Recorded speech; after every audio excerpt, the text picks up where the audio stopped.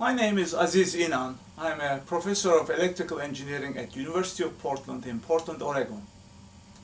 Today I'm going to talk about palindrome dates, especially palindrome dates in the 21st century and in year 2011. It turns out 2011 contains two palindrome dates. I'm going to focus on date format where you write the day number before the month number, which is used by most of the countries in the world. This year is 2011, as we all know. And if you take 2011, this complete number, four-digit number, and reflect it to the other side, you get this number, which is 11022011. It turns out this is a date number in 2011. In the day, month, year format, it corresponds to February 11, 2011. And this is a special date number, meaning whether you read it left to right or right to left, it's the same number. These dates are called palindrome dates. This is a palindrome date coming up in about 2 days. It turns out this year has a second palindrome date. To find out what that date is, again you write the year number, 2011. But instead of reflecting all of the digits to the left-hand side, you only take the last 3 digits and that's what you reflect to the left-hand side. And when you do that mirror image reflection, you end up with this number. And this number is another valid date in 2011. And it stands for 1st October 2011. And this is the second palindrome date in year 2011. It turns out in the 21st century there are 38 palindrome dates total. There are 38 of them.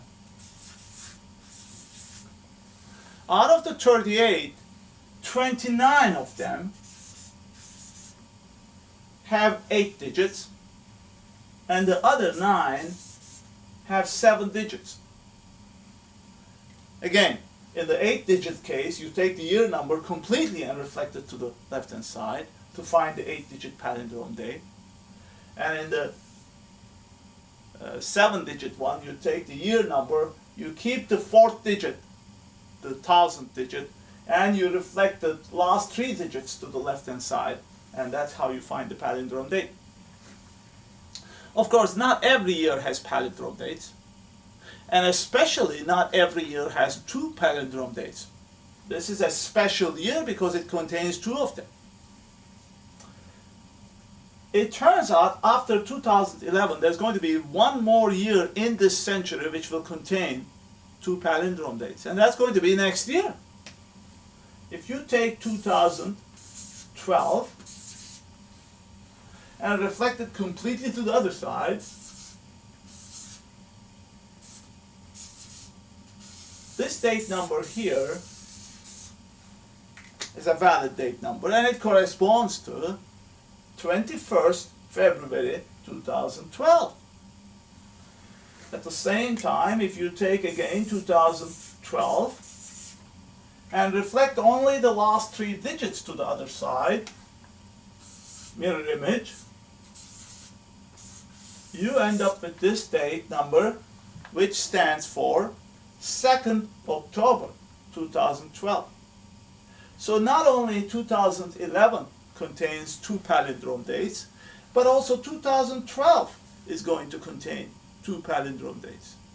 After 2012, in this century, there's not going to be any other year which contains double palindrome dates.